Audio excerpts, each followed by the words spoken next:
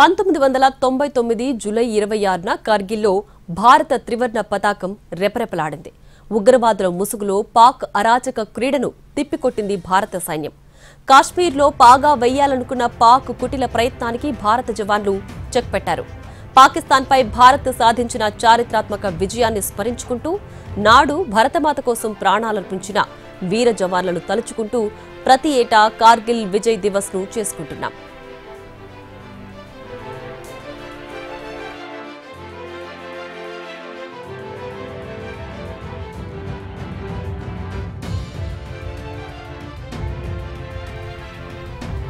Kargil operation Vijay ప్రస్తావనొస్తే 140 కోట్ల మంది భారతీయుల హృదయాలు పులకించిపోతాయి.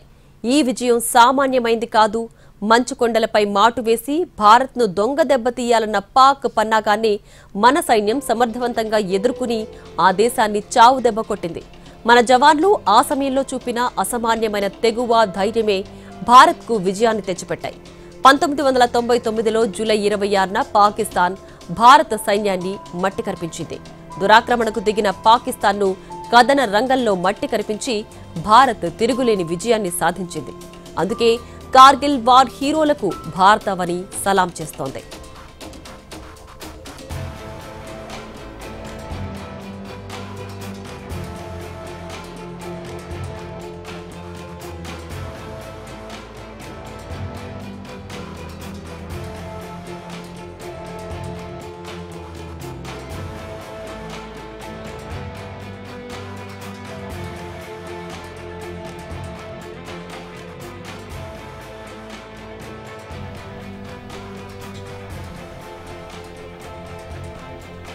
ఢిల్లీలోని నేషనల్ వార్ మెమోరియల్ దగ్గర కార్గిల్ జవాన్లకు నివాళులర్పించారు రక్షణ మంత్రి రాజ్నాథ్ సింగ్.